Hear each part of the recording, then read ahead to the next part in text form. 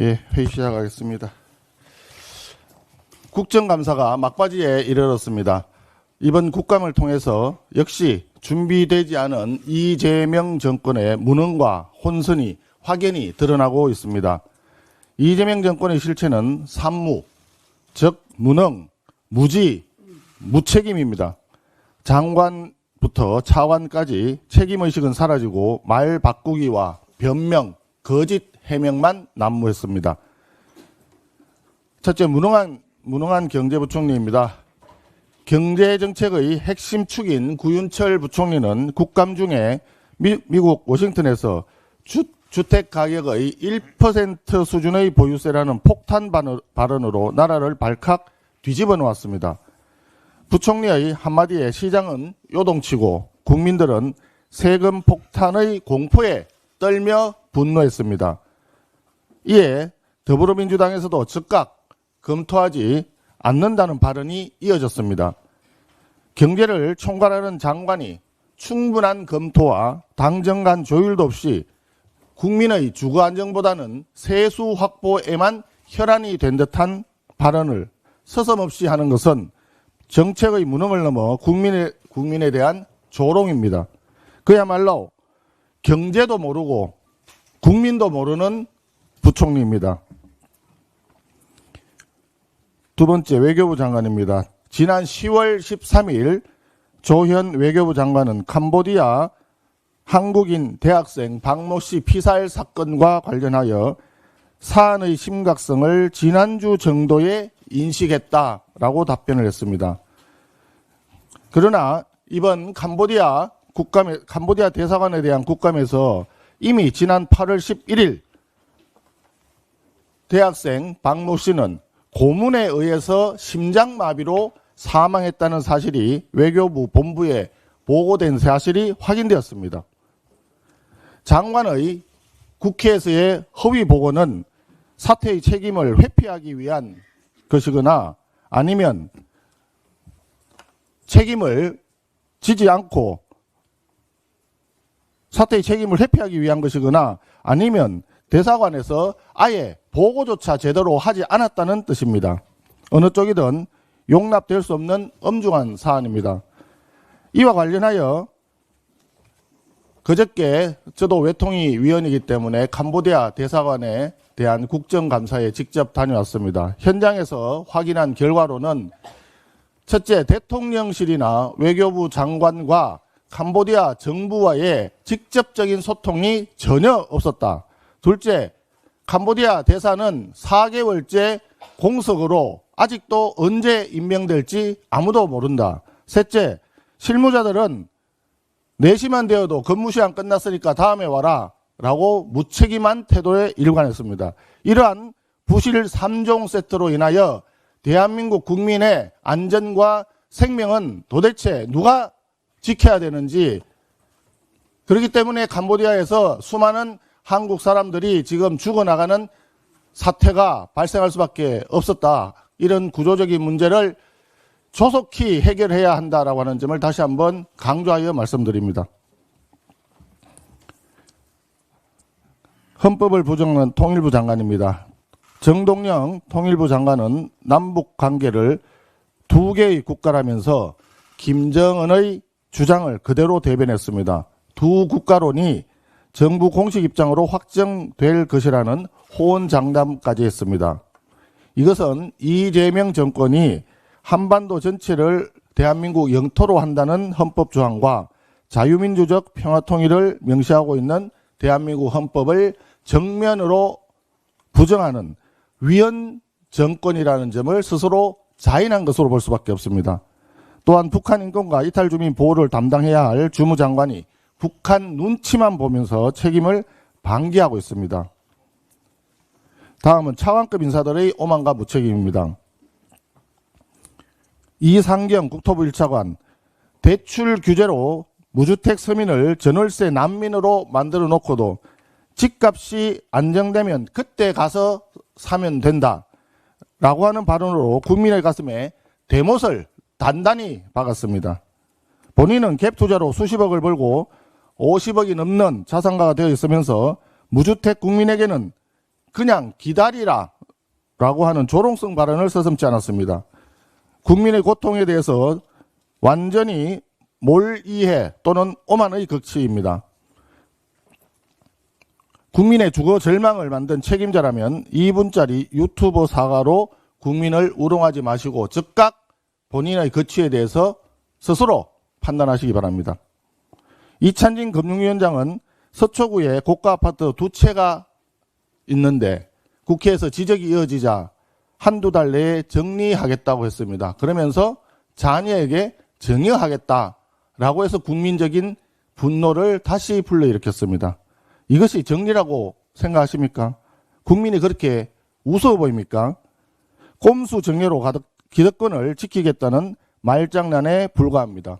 부동산 규제와 금융감독을 책임지는 수장이 스스로 원칙을 무너뜨리는 내로남불의 전형입니다. 강윤진 보훈부 차관은 연평해전 참전 유공자 지정심사와 관련해서 8명 중 4명이면 많이 된 것 아니냐라고 하는 망언을 내놓았습니다.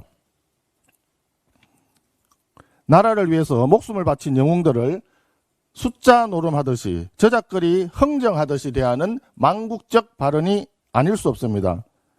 국가를 위해 헌신한 분들의 희생을 숫자와 비율로 평가하는 차관이 과연 보훈 업무에 적합한 인사인지 국민들은 궁금해하고 계십니다. 이재명 정권은 무능, 무지, 무책임의 산무가 국정 시스템이 된 정부입니다. 이재명 정권의 실정에 국민은 분노하고 있습니다. 남은 감사기간 동안에 국민의힘에서는 그 무능과 혼선을 끝까지 파헤치고 국민께 진실을 보고하겠습니다. 관세협상 관련해서 말씀드리겠습니다. 지금 한미 관세협상이 막판 줄다리기에 돌입했다고 합니다. 마무리 협상에 임하는 정부의 야당으로서 몇 가지 당부 말씀을 드립니다. 먼저 지금 정부가 협상에 어려움을 겪고 있는 근본적인 원죄는 3,500억 달러 규모의 대미 투자를 덜컥 약속한 731 졸속 합의에 있습니다. 우리나라가 부담해야 될 총 규모는 3,500이 아니라 에너지 1,000억, 기업 투자 1,500억, 합쳐서 6,000억 달러입니다. 일본의 5,500억 불보다 많고 EU의 6,000억 달러와 동등한 규모입니다. 일본 GDP에 반도 되지 않는 우리나라 GDP를 고려했을 때 우리 경제에 막대한 부담을 지우게 된 협상 실패이자 외교 참사라 할 것입니다. 협상 디테일에 대한 점검도 부족했습니다.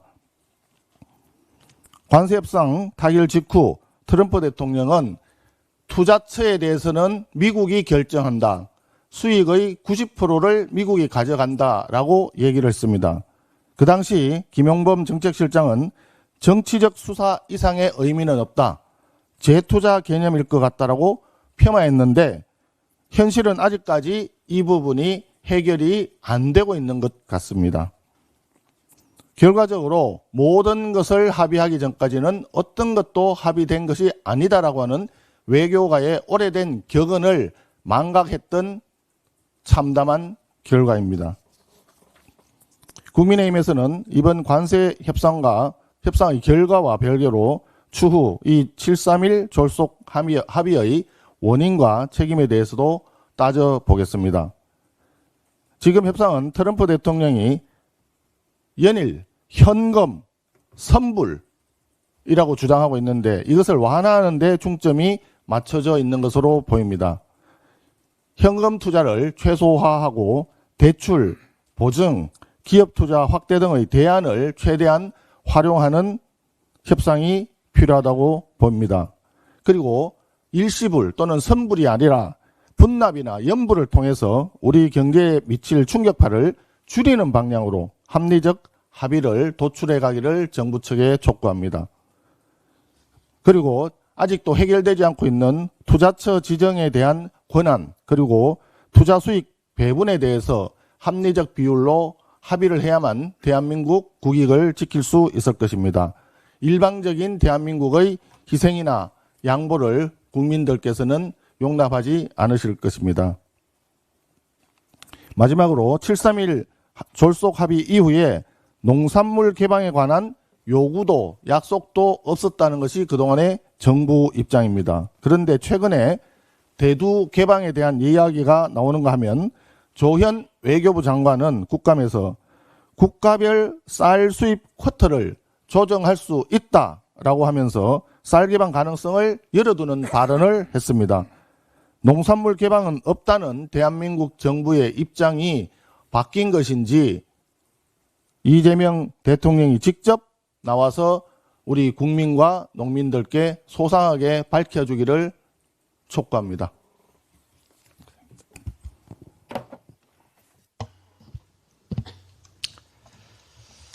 민주당 문진석 수석 부대표가 최근 공공재개발 사업의 용적률을 법정 상한의 130%까지 완화할 수 있도록 하는 법안을 발의했습니다. 표면적으로는 도심 주택 공급을 확대하겠다는 취지지만 실제 내용은 민간이 아닌 공공기관이 주도하는 공공재개발을 강화하겠다는 법안입니다. 그러나 공공재개발 정책, 이미 문재인 정권에서 실패한 정책입니다. 공공재개발 재건축은 2020년 5월과 8월 수도권 주택 공급 확대의 핵심적 대책으로 발표됐습니다. 당시 문재인 정부는 용적률 상향, 분양가 상한제 제외, 재건축 초과이익 환수제 배제 등 각종 인센티브를 약속했습니다. 그러나 그 결과는 어땠습니까? 올해 말 기준 전국 공공재개발 재건축 추진지역은 45곳, 총 6만 1,931채 규모입니다. 하지만 현재까지 착공된 곳은 단 한 곳도 없습니다.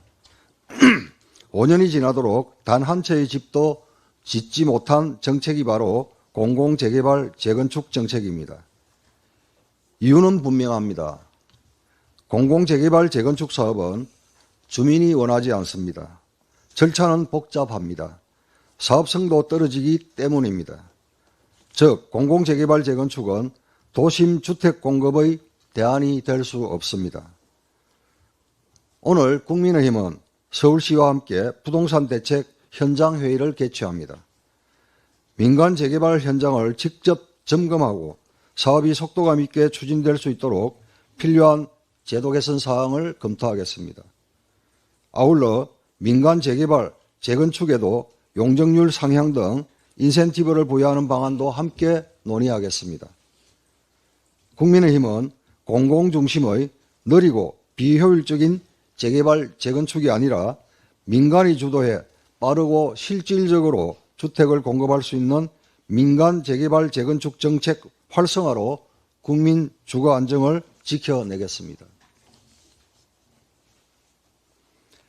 더불어민주당이 15 부동산 수요억제 등 갈짓자 부동산 대책 발표 이후 국민적 비난과 여론의 문매를 맞고 궁지에 몰리자 이제야 국민의힘이 줄곧 주장해온 재건축 초과이익 환수제 폐지를 검토하겠다고 합니다. 재건축 초과이익 환수제는 처음부터 잘못 설계된 제도입니다. 조세정의의 기본 원칙은 실현된 이익에 대해서만 과세한다는 것입니다. 그런데 재초하는 아직 실현되지도 않은 즉 가상의 미실현 이익에 세금을 부과하는 제도입니다. 이 때문에 헌법상 재산권 침해 소지가 있고 재개발, 재건축 사업을 가로막는 대표적인 규제였습니다. 실제로 집 한 채 가진 주민이 재건축으로 새 아파트에 입주하자마자 추가로 세금을 납부해야 하는 기이한 상황이 벌어졌습니다. 가진 현금이 없다면 대출까지 받아 세금을 내야 하는 현실, 이것이 바로 재건축 초과이익 환수제의 모순입니다. 더불어민주당에 제안합니다. 이미 국민의힘 김원혜 의원이 제초한 전면 폐지 법안을 대표 발의해 놓았습니다. 이번 정기국회에서 제초한 폐지 법안을 여야 합의로 신속히 처리합시다. 정부는 작년 1월 저출생 극복을 위해 신혼부부, 출산가구의 안정적 주거 마련을 지원하고자 신생아 특례 대출을 도입했습니다. 작년 12월에는 더 많은 신혼부부와 출산 가구를 지원하기 위해 소득 기준까지 완화했습니다. 그런데 이재명 정부가 6.27 대출 규제 대책을 발표하면서 출산 장려 금융상품인 신생아 특례 대출까지 일괄 규제 대상으로 포함시켜 정책의 본래 취지를 무식하게 만들었습니다. 출산율을 높이기 위해 만든 제도를 부동산 규제와 한묶음으로 다룬 것은 아마추어 정권, 무능 정권의 대표적 사례입니다. 디딤돌 대출 한도는 5억에서 4억으로, 버팀목 대출은 3억에서 2억 4천만 원으로 일방적으로 줄였습니다. 더 가관인 것은 수도권 집값을 잡겠다면서 미분양이 있는 지방까지 신생아 특례 대출을 규제해버렸다는 것입니다. 신생아 특례 대출 규제는 수도권뿐만 아니라 지방까지 모두 복원되어야 합니다. 나아가 우리 국민의힘은 생애 최초와 출산 가구에 대해 LTV, DTI를 완화하는 등 주거 패키지형 출산 지원 제도 도입을 검토하겠습니다. 이상입니다.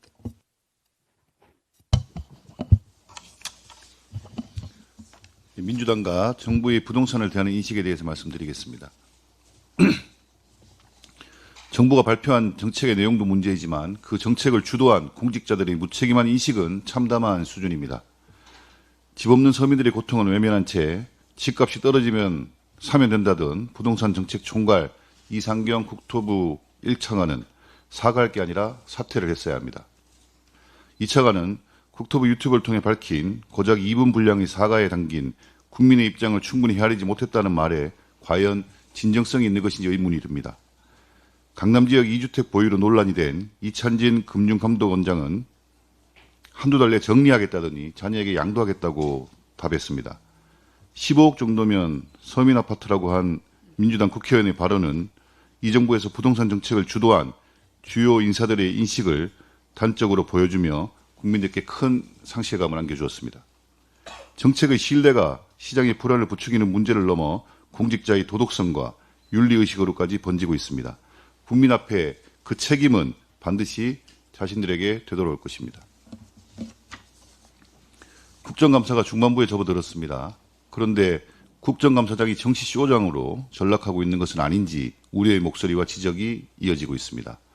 강성 지지층을 향한 쇼츠용, 관심용 언행이 눈살을 찌푸리게 합니다. 그 이유가 궁금한 분풀이성 퇴장 명령이나 자신을 기소했다는 이유로 사과를 요구하는 행태들은 국민들께 부끄러운 국회의 모습입니다. 정부의 잘잘못을 따지고 정책의 실정을 바로잡아 개선의 방향을 제시하는 것이 국정감사의 목적이며 국회에 부여된 책무입니다. 국민께서 지켜보고 계십니다. 남은 기간 국정감사 본래의 취지를 살려야 할 것입니다.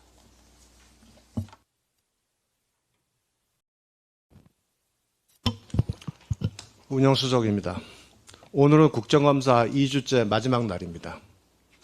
지난 2주 동안 민주당 의원들이 국정감사장에서 보여준 것은 사적 분풀이, 사과 요구, 지역구 민원 해결, 가정사 해명을 남발하는 막장 그 자체였습니다. 그로 인해 국정감사가 의원들의 사적 감사로 전락했다는 비난이 쏟아지고 있습니다. 최민희 과방위원장은 20일 MBC의 업무 보고를 받다가 본인이 등장한 보도가 편파적이었다는 이유로 보도본부장에게 국회법을 위반해 퇴장 명령을 내리는 기행을 벌이더니 국감기간에 열린 딸 결혼식 날짜를 양자 역학을 공부하느라 몰랐다는 기상천외한 해명을 하며 눈물을 지었습니다. 추미애 법사위원장은 16일 감사원 국감에서 김동철 한국전력 사장에게 지역구인 하남시에 고전압 변환소 설치 이유를 따져 묻기 위해 증인 채택을 시도했다가 타 상임위 기관증인 출석과 겹치는 탓에 무산되었습니다. 최고위원인 전현희 의원은 같은 날 감사원 국감도 중 최재 감사원장을 향해 자신에게 했던 감사에 대해 사과할 생각이 없냐는 질문을 던졌고, 이성윤 의원은 21일 법사위 고등검찰청 국감에서 김학의 전 법무차관의 불법 출국 금지 사건으로 자신을 기소했던 송강 광주고검장에게 질의도 중 지금이라도 사과하라고 강요했습니다. 전 서울대 총장을 역임한 성낙인 헌법교수는 22일 언론기고를 통해 이러한 막장 국정감사에 대한 신랄한 비판을 제기했습니다. 출석한 증인에 대한 사생활의 비밀 보장이나 불리한 진술을 강요당하지 아니할 헌법상의 기본권조차 지켜지지 않았고 사법부의 독립을 위협하는 국감의 현주소에 대해 강도 높은 비판을 제기하며 국회의원만을 위한 국정감사를 폐지할 때가 됐다고 주장했습니다. 정책점검과 행정부 견제라는 목적은 상실한 채 쇼츠를 만들어 개딸들에게 존재감만 과시하려는 막말과 기행으로 여당 의원들 및 막말과 기행을 보인 여당 의원들 및 여당 호소 의원으로 인해 정치는 조롱거리, 국민적 혐오 대상으로 전락하고 있고 국정감사는 사감이라는 오명을 잊게 되었습니다. 국감은 의원의 사적 분필이 장소가 아니라 국민을 위한 헌법적 책무를 감당하는 고귀한 자리임을 민주당은 명심해야 합니다. 감사합니다. 네, 정책수석입니다. 이상경 국토부 차관은 대국민 사과에서 갭 투자에 대해 아내가 한 일이다라고 책임을 돌렸습니다. 이 궁색해지니까 부인 탓, 김의겸 시즌2입니까? 대신 차관직에 대한 강렬한 의지는 잘 읽었습니다. 이상경 차관은 집값 떨어지면 사라더니 정작 본인은 집값 오를 때 사고 있었습니다. 뛰어난 재테크 감각을 몰아할 생각은 없습니다. 더 넓고 더 좋은 집에서 살고 싶은 평범한 소망 누구나 갖고 있습니다. 그런데 국민이 하면 투기고 내가 하면 예외라고 하니까 서민들은 천불이 나는 겁니다. 이 같은 갈등과 혼란에도 정책의 최종 책임자인 이재명 대통령은 아무 말이 없습니다. 대장동을 성공적 모델이라 지켜세운 이상경 차관이 김현지와 같은 성남 성골이라도 되는 겁니까? 이 차관을 대신해서 민주당 최고위원이 급히 대리 사과하더니 급기야 용산과 민주당이 극구 반대해온 재건축 초과 이익, 즉 재건축 부담금 폐지까지 물타기용으로 꺼내 들었습니다. 제초한 폐지를 22대 국회 1호 법안으로 발의한 의원으로서 조합이 이익을 보니까 반대라던 불가항력 민주당을 설득해야 했던 의원으로서 민주당의 급선회가 느닷없지만 환영합니다. 그러나 지방선거 끝나면 없던 일로 돌릴지 누가 합니까? 10.15 규제를 고집하는 한 부동산 대란은 반드시 옵니다. 이재명 정부와 민주당은 부동산 공급, 민간시장 활성화의 진심이라면 말이 아니라 행동으로 보이십시오. 이상경 사퇴, 10.15 규제 철회, 재초환 폐지. 이 세 가지는 대통령의 입으로 직접 약속해야 합니다. 문재인 정부와 같은 규제를 되풀이하면서 이 정부와 여당은 다른 결과가 나올 것이라고 주장합니다. 진심으로 믿는다면 지능의 문제이고 믿지 않으면서 밀어붙이고 있다면 양심의 문제입니다. 이상입니다.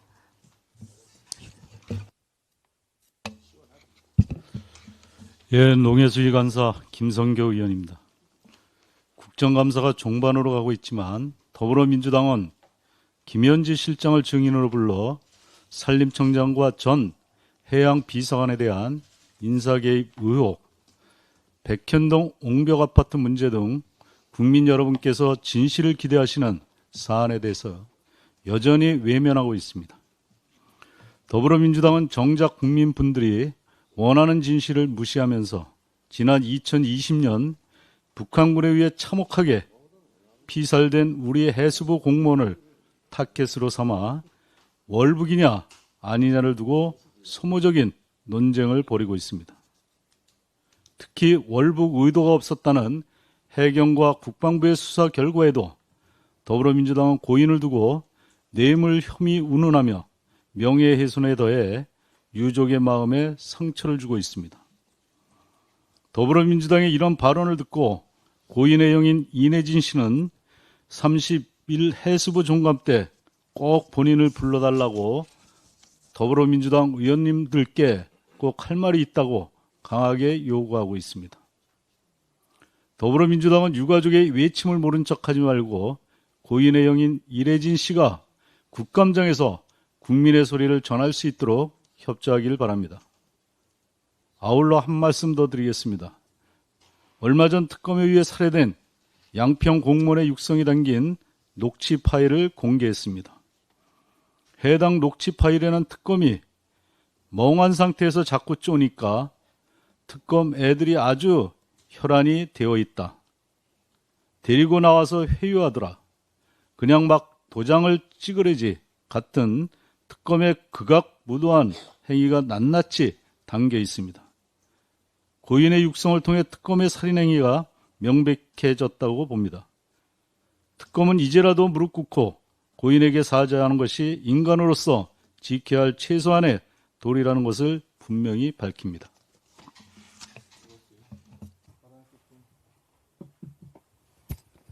지금 김성교 의원님께서 민중기 특검의 회유와 강압에 의해서 사망하신 정의철 위원장님 관련 사항을 말씀하셨는데, 관련하여 우리 당에 제보센터를 설치를 했습니다.